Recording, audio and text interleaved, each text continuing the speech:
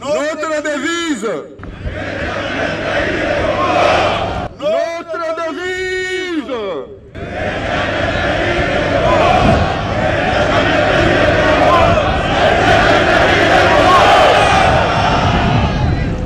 Nayambo nako kumisa nzambe na ndenge abateli biso nakokutana pe kosolola na bino na ngai na occasion ya remise ya étendard ya mokonzi ya force aérienne.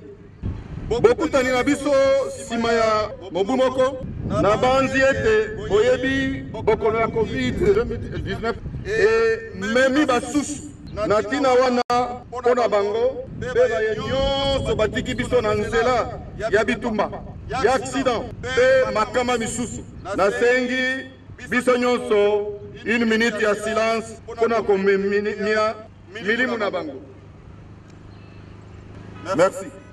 Na liboso nazali kopesa bino losako pe félicitation euti epai ya mokonzi ya mboka pe commandant suprême mpona musala mampinga ya biso basoda eza kosala. Ya liboso ezali mission kobatela ekolo mobimba na etando na yango ebengene na mibeko. Ya mibale sima ya polisi na biso ezali ya kobatela bana mboka na biloko na bango.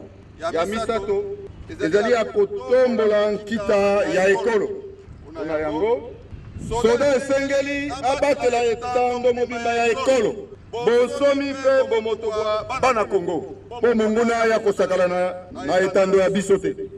Soda esengeli azala mutu ya limemia to discipline oke asala ete tango bazali na posta na ye mpona mosala na ekolo azala pre mpona kosala mosala bakopesa ye.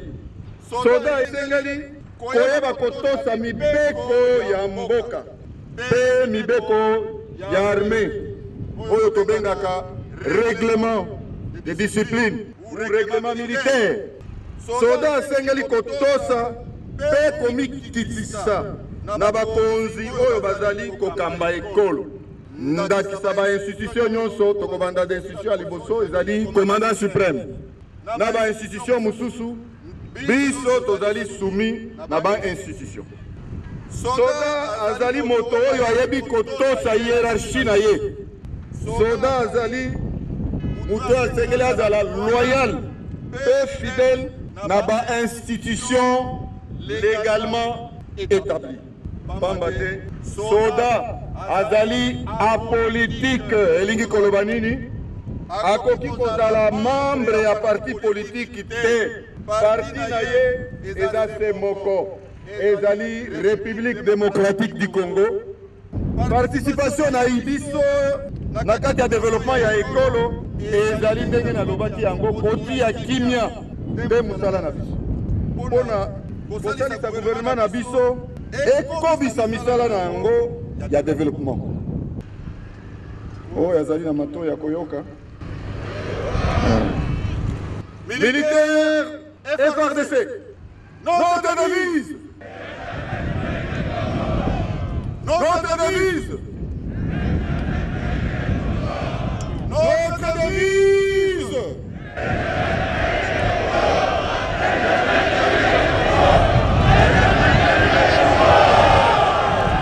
Bien avant la causerie morale, le chef d'état-major général des forces armées de la République démocratique du Congo a procédé à la remise officielle de l'étendard de la force aérienne au général-major Yasuka Diakiana Maurice René, nommé chef d'état-major de cette force par ordonnance présidentielle numéro 20/084 du 17 juillet 2020. Ordonnance numéro 20/084 du 17 juillet 2020. Portant nomination des chefs d'état-major des forces et chefs d'état-major des forces adjointes des forces armées de la République démocratique du Congo sont nommés aux fonctions ci-dessous au sein des forces armées de la République démocratique du Congo les officiers généraux dont les noms suivent post-nom, prénom et matricule. Force aérienne, général-major Yasuka Diakiana Maurice René, matricule 153 719 303 484. Chef d'état-major de la force aérienne. Général de brigade, Ngamale Mepran. Matricule 158 783 85 80 et 87. Chef d'état-major des forces adjoints chargés des opérations et du renseignement. Général de brigade Mwepukwembe Wakulu. Matricule 160 97 73 30 003. Chef d'état-major adjoint chargé de l'administration et la logistique. Article 2. Sont abrogées toutes les dispositions antérieures contraires à la présente ordonnance. Officiers, sous-officiers, caporaux, matelots et soldats, vous les obéirez en leur fonction au niveau de la force aérienne pour le bien des services. Étendard à moi.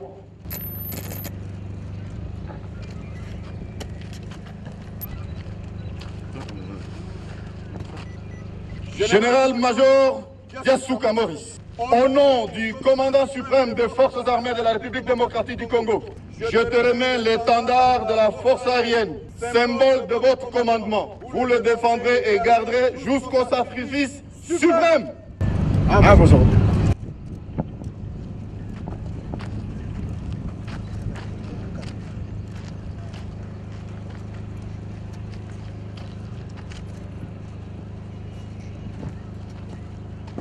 Un défilé des troupes de la garnison de Kinshasa a terminé en beauté la cérémonie.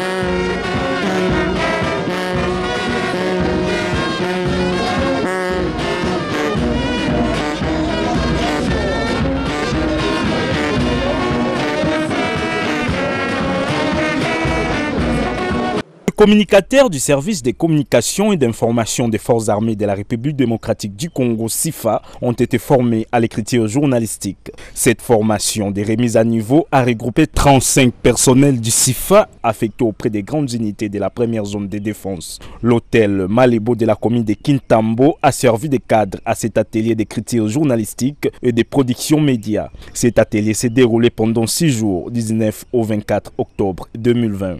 Organisé en partenariat partenariat avec le programme d'appui à la réforme du secteur de sécurité, volet défense, en sigle Progress, cet atelier a renforcé les capacités des participants venus de Kikwit, Matadi, Boma, Kitona et Kinshasa. La cérémonie de clôture a été présidée par le chef d'état-major général des forces armées de la République démocratique du Congo. Il a personnellement remis les attestations des fins de formation aux participants. Dans son mot de clôture, les commandants des services de communication et d'information des forces armées s'est félicité de la tenue de cette formation.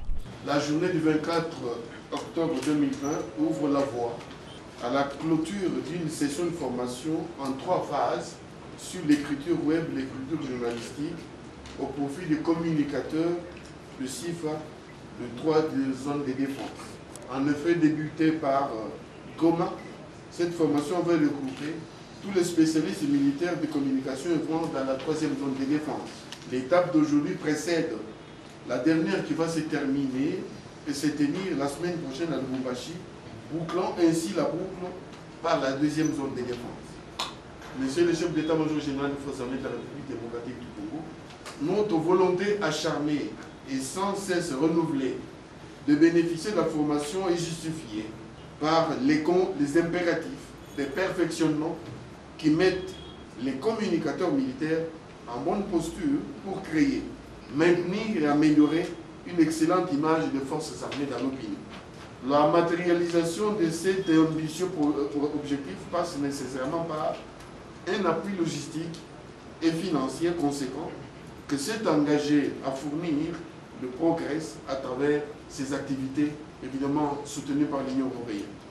La formation qui s'achève aujourd'hui à Kinshasa s'inscrit dans la poursuite des efforts conjugués par la République démocratique du Congo et l'Union européenne pour doter les FARDC des capacités et aptitudes impactant notre perfectionnement. Voici 7 ans, comme je le disais, Progress avait engagé un expert coordonnateur, un expert, je veux dire, court terme, en la personne du professeur Arthur Yenga, pour nous auditer au plan structurel et au plan organisationnel. Grâce aux résultats courageux obtenus après cette autocritique sans complaisance, de nos faiblesses, mais également de nos atouts, plusieurs sessions de formation en journalisme, en technique audiovisuelle et en montage se sont succédées dans un cycle ininterrompu. De même, l'Union européenne a acheminé avec nous dans sa montée en puissance, dans la montée en puissance plutôt, en nous dotant progressivement des équipements destinés à améliorer notre prestation. Grâce à cela, le plan stratégique de communication, mais également les schémas directeurs, sont 2 outils et 2 boussoles, 2 instruments majeurs qui déterminent le chemin à suivre, les objectifs à atteindre et les processus et stratégies pour les réaliser. Monsieur le chef d'état-major général, Forces armées de la République démocratique du Congo en général, Monsieur le coordonnateur de Progress, cher professeur, tout en vous remerciant pour cet appui logistique et fonctionnel, je saisis la présente opportunité pour réitérer notre requête liée à l'acquisition sans cesse des matériels et équipements professionnels au bénéfice des officiers affectés dans les régions militaires, dans les zones de défense et dans les secteurs opérationnels, dans les bases, mais aussi dans le groupement militaire. Je nous interroge, quel avantage on tirerait si la formation dispensée n'est pas soutenue par un équipement pluriel adéquat susceptible de contribuer à la professionnalisation de la communication militaire. En direction des 40 récipiendaires ici présents, j'exhorte chacun et tous à tirer avantage des connaissances acquises pour agir en spécialiste et désormais suffisamment outillé. Comme on dit, vous devez dès maintenant péter des flammes dans votre travail. Prenons la parole à son tour, le coordonnateur régisseur de Progress a, au nom de l'Union européenne, remercié le chef d'état-major général pour les efforts fournis pour booster le développement du CIFA et sa montée en puissance. Mon mot sera essentiellement un mot de remerciement, d'autant plus que nous sommes très honorés de recevoir ce matin le chef d'état-major général de CFARDC. Le chef d'état-major général de CFARDC est l'une des personnes qui a cru dès le départ à nos activités. Et je voudrais, pour la petite histoire, dire que la toute première activité de Progress que nous avions lancée il y a 4 ans a été lancée par lui-même. Et nous sommes honorés de le recevoir ce matin. Et encore, l'activité qui a été lancée également concernait donc le CIFA à à Fatima, et c'était donc le site FARDC-NET. Je suis au regret de dire que le FARDC-NET n'est pas opérationnel, mais dans 2-3 mois au maximum, avant la fin de l'année, ce site sera opérationnel. Je puis vous rassurer, mon général, sur cet effet. Et donc, vraiment, c'est une satisfaction que vous soyez là ce matin également pour nous réconforter. Et pour nous, nous sommes très, très honorés par cette présence à cette formation. Nous sommes honorés également d'autant plus on a constaté depuis le départ que le CIFA est l'un des piliers importants dans le cadre de la réforme des FARDC. Et il fallait vraiment l'accompagner pour qu'il puisse avoir les outils nécessaires, communiquer sur la réforme, d'autant plus que tout le monde attaque les FARDC. Il faut essayer donc de faire de manière à ce que les FARDC aient les outils nécessaires pour pouvoir donc se défendre. Et ensemble, avec les responsables du CIFA, nous avons essayé donc de construire ensemble donc cette montée en puissance. Nous avons mis en place un certain nombre d'outils. Nous avions équipé donc le CIFA en un certain nombre de matériel, tout ça. Aujourd'hui, comme l'a dit tout à l'heure le professeur Arthur, nous sommes fiers de voir que le CIFA a vraiment monté en puissance et que dans 8-9 mois, quand le progrès va partir, le CIFA sera à même donc de continuer tout le... Ce qui nous intéresse, c'est la pérennisation, c'est la capitalisation de tout ce qui a été fait. Un proverbe chinois disait qu'il ne sert à rien de donner tout le temps de poisson à quelqu'un, il vaut mieux lui apprendre donc à pêcher. Nous avions donc au sein du CIFA des formateurs, nous avions des techniciens et tout ça qui sont capables aujourd'hui de faire des montages, qui sont capables donc de créer des sites web, qui sont capables donc de récolter des informations. C'est vraiment une satisfaction pour nous. Et je puis vous rassurer, en général, que nous sommes vraiment très contents. Nous partirons dans quelques mois donc satisfaits. Mais nous souhaitons également votre appui pour accompagner donc le CIFA, parce que le CIFA est quand même l'un des parents pauvres donc, de la structure, d'autant plus que c'est une des structures qui est née à l'issue de la réforme. Vous verrez que dans les conditions dans lesquelles ils travaillent, ce sont vraiment des conditions très optimales. Nous plaidons vraiment de saisir l'occasion pour plaider auprès de vous, pour qu'ils puissent avoir donc, les moyens nécessaires pour pouvoir s'installer et faire normalement donc, leur travail.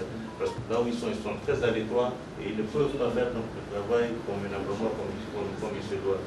Et je crois que vous êtes la voie la plus autorisée au sein des FARDC pour pouvoir donc essayer donc de défendre. Je voudrais une fois de plus remercier donc tous les officiers supérieurs qui, pendant une journée, ont laissé donc leur bureau pour pouvoir venir faire donc la média training également. Cette activité est très importante, d'autant plus que vous côtoyez tout le temps des journalistes qui viennent vers vous, vous demandez qu'est-ce que vous faites au sein des FARDC et tout ça. Je crois que, comme l'a dit tout à l'heure le général Kasonga ou Arthur, il vaut mieux déjà avoir dans cette posture pour pouvoir leur répondre donc, de manière convenable. Cette formation, bien qu'insuffisante, vous permettra quand même d'avoir donc les outils nécessaires pour faire face donc à ces journalistes qui parfois viennent enquiquiner plutôt que pour chercher vraiment de l'information. Et je tiens donc à remercier vraiment les participants qui sont venus de la première zone de défense et qui partiront donc d'ici demain. Je vous remercie. De son côté, le professeur Arthur Yenga, encadreur de la formation, s'est réjoui de voir le formateur encadré par lui s'assurer et traduire dans le fait les techniques et la méthodologie apprises. Il met le point de départ, les études qui ont été menées, les réalisations des activités qui ont été menées jusqu'à ce jour. Et je puis donc aussi témoigner que dès le départ, nous avons reçu l'appui du chef d'état-major général qui nous a suivis pendant tout ce temps. Parce qu'il s'agit en fait de la montée en puissance de notre armée. Cette montée en puissance qui est certainement déjà reconnue devait s'affirmer avec un axe qui est important dans cette montée, c'est l'axe communication. Parce qu'on a eu l'occasion de le dire, la communication fait partie du commandement. Il était d'ailleurs nécessaire de renforcer les capacités des communicants en tant que spécialistes de la communication, mais aussi des commandants parce que c'est eux les premiers communicateurs. Le tour de cette série de formations vise effectivement à faire en sorte que tout ce travail qui a été mené depuis 4 ans en termes d'activité de formation se fasse à travers les 3 zones de défense. Nous avons commencé à Goma, nous voici à Kinshasa et... Voilà, localité située à 12 km au sud de la ville de Bunia. Le dernier bastion du groupe armé Codeco Bar ALC, désormais sous contrôle des forces armées depuis le dimanche dernier, lors des opérations musclées menées par l'armée régulière avec l'appui fait aérien. Le commandant de la 3e zone de défense, lieutenant-général Yav Filemon, qui a coordonné ces opérations, est atterri aujourd'hui à Anguala, au bord de l'hélicoptère de FARDC, accompagné du commandant secteur secteur opérationnel, Général Yav Avoulangola Robert. Sur la ligne de front, le patron de la 3e zone de défense, lieutenant général Yav Filemon, a loué le professionnalisme des FARDC pendant la conquête de Ngouala et Ziekere, ainsi que la libération de la population prise en otage par ces terroristes. D'abord, vous avez la félicitation de mon Kondiamboka, vous avez la félicitation du chef d'état-major général. Vous bino bokoma awa bokomona dimension ya makamune ozala donc tozokenda nango mpona kolakisa bakodeko mosusu oyo bato ya mobulu oyo bazali na kati ya Bunia ke bango mpe so bameki tokomatisa sikoyo pression na bandi te ke moto aokoka. Dorénavant, l'autorité de l'État vient d'être restaurée sur cette partie de la République où le drapeau congolais flotte. Le commandant de la 3e zone de défense a fait savoir que la ville de Bunia est désormais sous contrôle des FARDC. C'était au cours de sa communication devant la presse après la récupération de plusieurs localités, entre autres Ngouala, aux mains de Codeco. Selon le lieutenant-général Yav Filemon, les forces armées de la République démocratique du Congo ont riposté aux attaques de ces hors-la-loi les dimanches derniers pour aboutir à ces résultats. Le commandant de la 3e zone de défense informe l'opinion publique que depuis le 4 septembre 2020, la population de la ville de Bunia et ses environs traverse une psychose due à l'incursion du groupe armé Codeco Bar, Armée de la Libération du Congo, en sigle ALC, des équerrés réfracteurs de l'acte d'engagement. Cela s'en est suivi par de multiples exactions contre la paisible population à travers plusieurs pillages de vaches, de biens de valeur, tuerie des populations civiles, amenant plusieurs attaques contre l'opposition des forces armées de la République démocratique du Congo, dont la plus récente est celle de Fichama, à plus ou moins 8 km à l'est de la ville de Bunia. Compte tenu de ces multiples exactions, les forces armées de la République démocratique du Congo, dans ses missions régaliennes de protéger la population et ses biens et de défendre l'intégrité territoriale, vient depuis ce 23 octobre 2020 de riposter farouchement à l'attaque de ces hors-la-loi se trouvant dans la chefferie de Walendu Tati. Nous vous informons que Ezekere et Ngouala, bastions de ces groupes Codeco Bar ALC, sont passés sous contrôle des forces armées. Par ailleurs, le menace qui pesait sur Nyamoussoli, Fichama, Djokojo, Quartier Veuve, Mbrara, se trouvant dans la partie est du quartier Dele et Kindia de la ville de Bunia, et Mbechi, Koga, Boa et Fichama dans la plaine du lac Albert sont désormais écartés. Le bilan de ces opérations fait état du côté ennemi de 21 éléments neutralisés et vus et plusieurs blessés évacués dans leur fuite. Côté des forces armées, 2 vaillants combattants sont tombés sur le champ de bataille et 4 autres blessés. À ce jour, nous tenons à rassurer la population de Bunia et ses environs que la situation de la partie est de la ville est sous contrôle des forces de défense et de sécurité. Et nous lui demandons sa parfaite collaboration afin de mettre une fois pour toutes hors d'état de nuire ces hors-la-loi et dénoncer toute criminelle de ces groupes Codeco ALC en débandade. Enfin, les forces armées de la République démocratique du Congo encouragent les autres groupes de Codeco favorables au processus de paix qui respectent cet acte d'engagement signé unilatéralement d'éviter toute manipulation politicienne.